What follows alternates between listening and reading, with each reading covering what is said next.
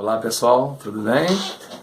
Estamos aqui para mais uma aula, desta vez uma aula de literatura. Vamos falar do romantismo, que é um movimento literário que se estendeu de 1774 até 1881. Então você percebe que ele durou mais que um século e é um dos movimentos literários mais cobrados em concursos públicos.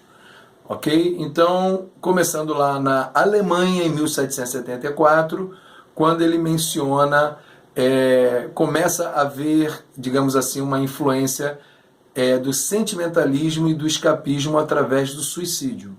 Na Inglaterra, já nos primeiros anos do século XIX, a influência, a poesia de Lord Byron, que é um nome muito importante no romantismo, a poesia ultrarromântica, que mais tarde eu vou explicar para vocês o que é.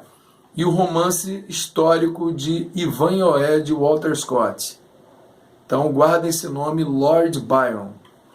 No Brasil, o início foi através da publicação da revista Niterói e do livro Suspiros Poéticos e Saudades, de Gonçalves de Magalhães. Apesar de serem obras brasileiras, foram lançados em Paris. Então fica bastante frisado esse detalhe aí. O contexto histórico da Europa é o contexto da Revolução Francesa, de 1789, a ascensão da burguesia e a formação do proletariado, porque começou a Revolução Industrial na Inglaterra no final do século XVIII. No Brasil, a chegada da família real em 1808, a urbanização do Rio de Janeiro, a independência do Brasil em 1822 e a aristocracia que governava o Brasil, não de maneira direta, porque nós tínhamos um imperador, mas aquela classe que estava sempre ali ao redor do poder. E a mão de obra escrava, que ainda existia. Foi antes ainda da abolição.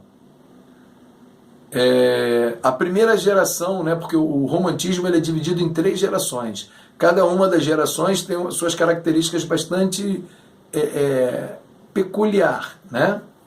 Então a primeira geração, chamada de geração nacionalista ou geração indianista, é a geração que exalta a natureza, exalta a flora e a fauna do Brasil. Também tem como característica a volta ao passado histórico.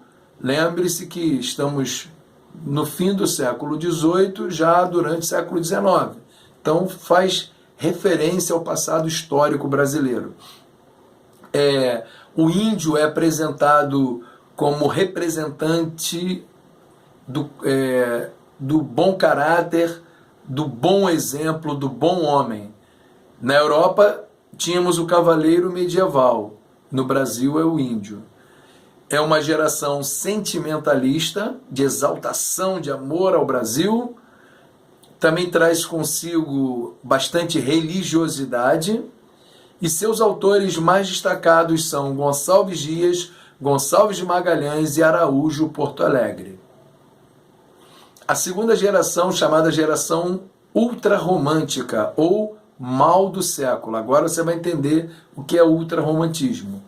É a geração byroniana, ou seja, de forte influência de Lord Byron, aquele nome que eu pedi para você prestar bem atenção.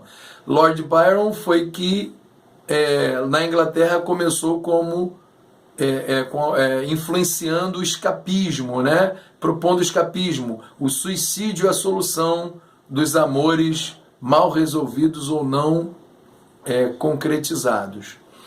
O egocentrismo, chama bastante atenção, que é chamada atenção para a pessoa do autor, do eu lírico, melhor dizendo. Negativismo boêmio. Então, enquanto a primeira geração era bastante otimista, a segunda geração é bastante pessimista, traz consigo a dúvida, a desilusão, o tédio constante e a fuga da realidade.